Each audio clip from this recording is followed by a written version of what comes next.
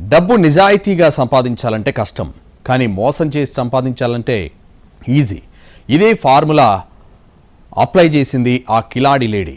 ఏకంగా బడా పారిశ్రామికవేత్తలను లక్ష్యంగా చేసుకుంది. షెల్ కంపెనీలు పెట్టింది. ఫేక్ వర్క్ ఆర్డర్లు చూపించి 100 కోట్లు కొట్టేసింది. కానీ చివరకు సైబర్ క్రైమ్ పోలీసులు ఆమెను పట్టుకున్నారు. కిలాడి లేడీ బాగోతాన్ని బయటపెట్టారు. ఇంతకీ ఆ లేడీ ఎవరు? ఏ విధంగా బడా బాబులను బురిడి కొట్టించింది? బడా పారిశ్రామికవేత్తలే ఆమె టార్గెట్.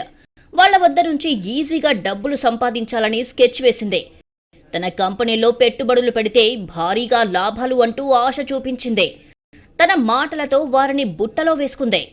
ఇక్కడ చూడండి, ఈమెనే ఆ కిలాడి లేడీ. పేరు సంధ్యారాణి. పెద్దగా చదువులేదు, కానీ తెలివితేటలు మాత్రం మెండుగా ఉన్నాయి.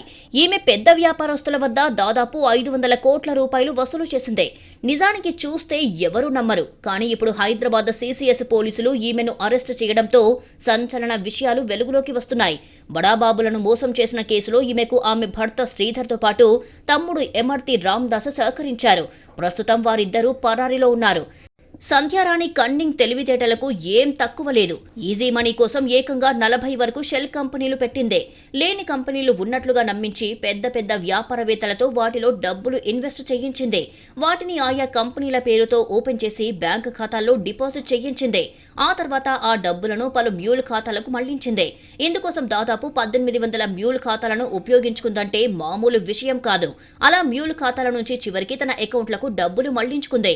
ఇలా ఏకంగా 500 కోట్ల వరకు డబ్బులు వసూలు చేసిందని పోలీసులు చెబుతున్నారు.